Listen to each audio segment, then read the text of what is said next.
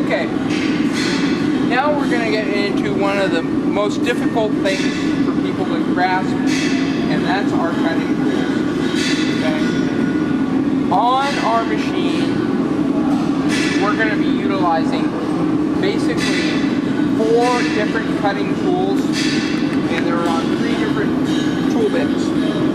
Our first one, what I want to talk about, is our right and left hand tool bit. And this is very counterintuitive, so it's really need to pay attention to what's going on.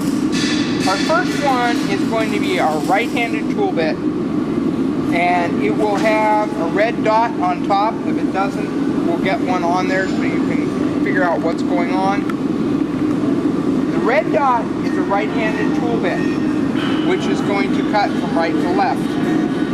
And that will be put with our tool holder on the side, and it will go in here as such. And then it will be locked down into our tool holder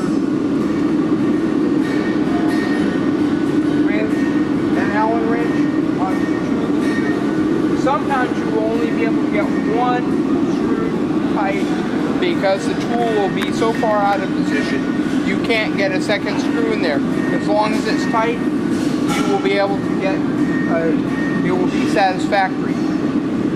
As for the amount of stick out beyond the tool holder, you want to make sure that your tool bit is out sufficient that you're not going to hit anything.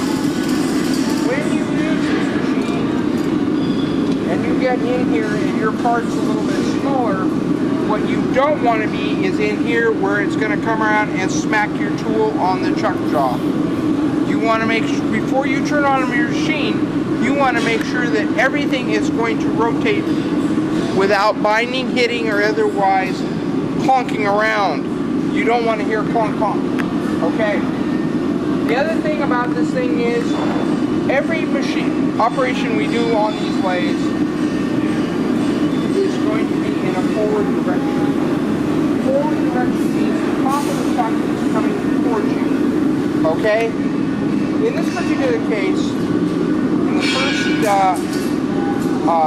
3 lathes, all these chucks are screwed on here with a screw thread.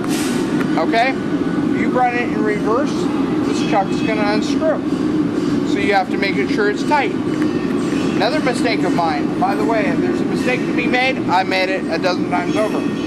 I have a machine tool at home that has a chuck just like this, and I'm running it, and I change speeds and new directions, change them very rapidly. Well, I hit it into reverse at 3,000 RPM, that chuck unscrewed. It went this way, I went that way, and I didn't want to find out where it was going to go. And I, like that, had a wall there. I couldn't go anywhere. I was just praying that it wasn't going to nail me, because you get, you know, a 25-pound block of steel spinning at 3,000 RPM. It's no longer a chunk of steel, it's a weapon. And I did it myself. Yeah, it's a chemical. And when the chuck jaws out like this, it hits, it bounces, where it goes. You know, fortunately I got very, very lucky. It went down that way. And it didn't do it. But, like I said, I'm trying to teach you guys not to make the mistakes that I've made and keep you safe and having a good time. Okay. Enough of my, let's get back to setting our tool. Right-hand tool goes in there. We're going to put our, bring our live center up here a little bit so it's just a little more convenient to use. Now we're going to set our height for our tool bit.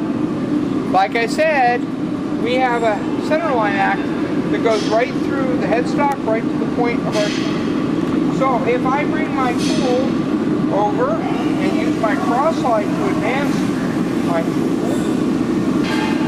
I can now look at the point of my tool versus the height of my center and raise or lower accordingly. Reset my screw and lock it down. And now I can place it there, and I'm on center line. This is one of those things